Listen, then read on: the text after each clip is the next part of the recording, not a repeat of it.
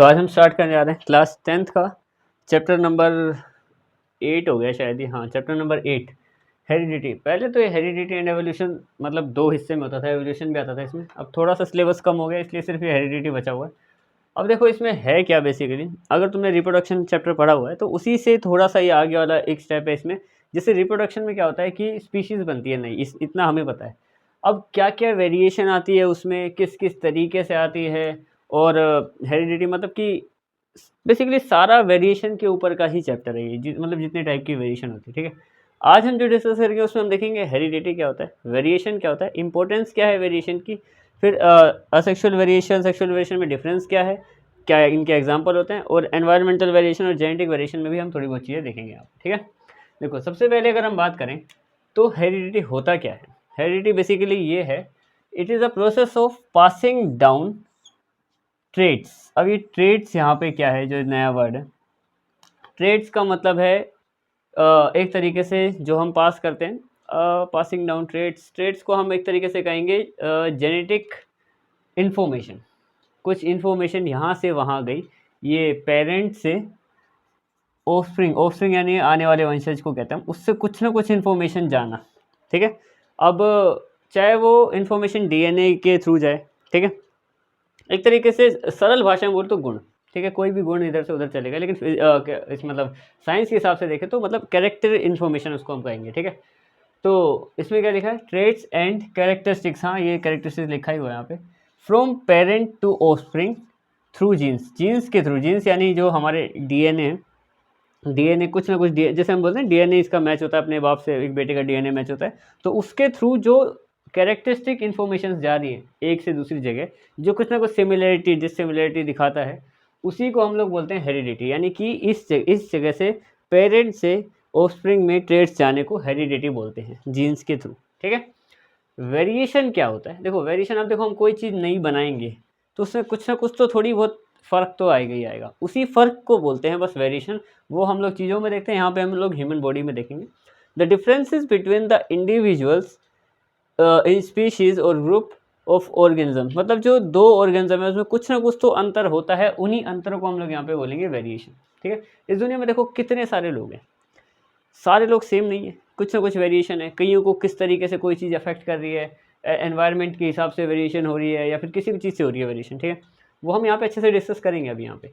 अब वेरिएशन देखो, अगर वेरिएशन तुम्हें ठीक से समझना है, रुको, वेरिएशन तुम्हें अगर ठीक से समझना है तो एक एग्जांपल लेके चलेंगे, वहाँ पे तुम्हें काफ़ी अच्छे से समझ में आ जाएगा। जैसे मान लो कि ये हमारे पास एक ग्रैंडफादर है, ठीक है, ये ग्रैंडफादर मान लेते हैं यहाँ पे। ठीक है, अब इसके क्या हुआ, इसके 2 बच्चे हुए, यहाँ से ये ग्रैंडफादर के हो गए 2 बच्चे, एक ये है और एक यहाँ पे ये दूसरा है।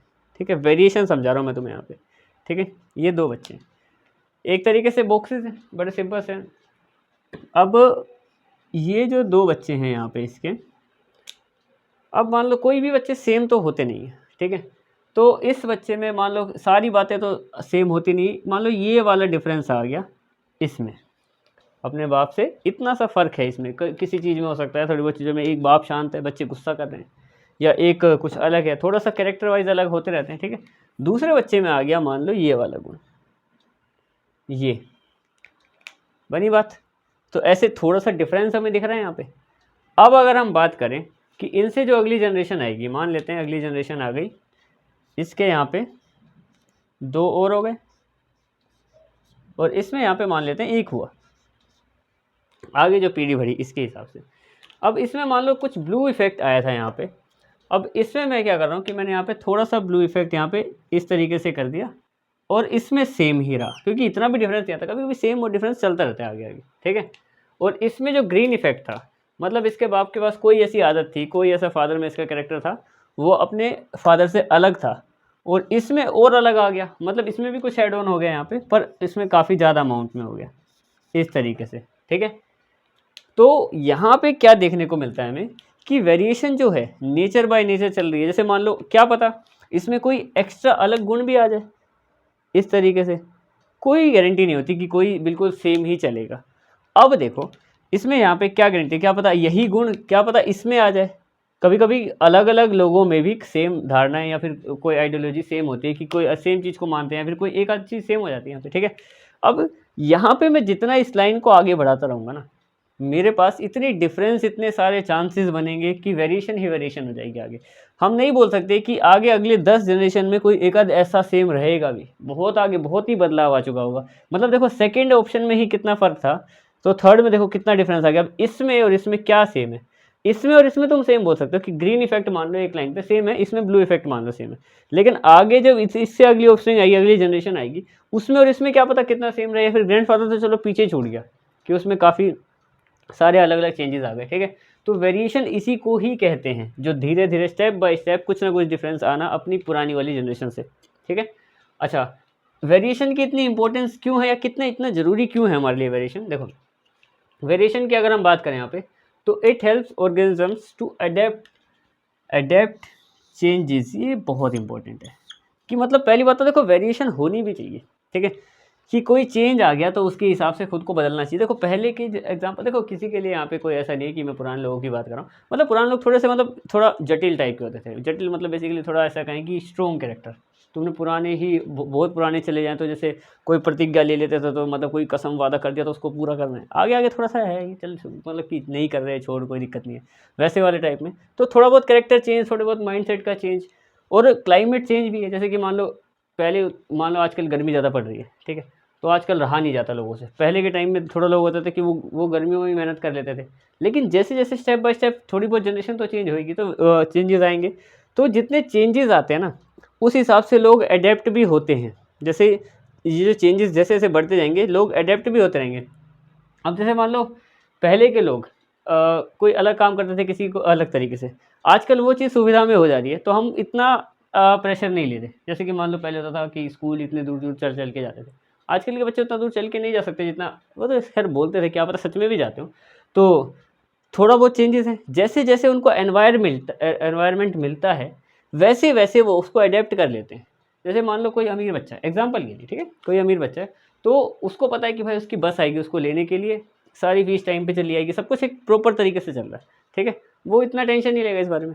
लेकिन एक एग्जांपल के मान लेते हैं, यहाँ पे कोई गरीब बच्चा है, उसको पता है कि भाई बस का तो इतना है नहीं कि वो पैसे कमाएगा, बल्कि उसको खुद ही कुछ पैदल जाना पड़ेगा, ये सब करना पड़ेगा। तब उसका एक माइंडसेट बिल्कुल अलग होगा, लेकिन होगा तब भी वो इंसान चल सकता है। ऐसा नहीं होता कि मतलब दुनिया में ऐसा नहीं है कि उसको कोई ऐसा एनवायरनमेंट मिल जाए जहाँ पे इंसान दम तोड़ दे, ठीक है, कि अब तो कुछ कर ही नहीं सकता मैं। कि जैसे मान लो फॉर एग्जांपल कोई बहुत अच्छा खाना खाता है, ठीक है, उसको बढ़िया बढ़िया खाना मिल रहा है, लेकिन अगर थोड़ा सा किसी को क्वालिटी कम भी मिल रही है खाने की, तो भी वो जीते रहेंगे, ऐसा भी कोई नहीं है। मतलब चेंजेस जैसे आ जाएँ, अडेप्ट करना। जैसे सर्दियाँ आती है फॉर एग्जांपल, हम उसी को अडेप्ट कर लेते हैं। सर्दियाँ आ गई, हमने कंबल ढक लिए, क्यों ढक लिए? क्योंकि हमें लगा कि भाई थोड़ा बहुत चेंज आया तो हमें भी कुछ ना कुछ चेंज करना चाहिए, ठीक है, एंड वेदर में चेंज आया तो हमें भी चेंज करना चाहिए। तो इस टाइप के, एक तो पहली बात कोई भी अडेप्ट कर लेते हैं हम लोग, जैसे जिस तरीके से एनवायरनमेंट बदलता है हम भी बदलते हैं समय के साथ। जैसे गर्मी आ गई तो कपड़े कम हो गए, वैसी भी बात है।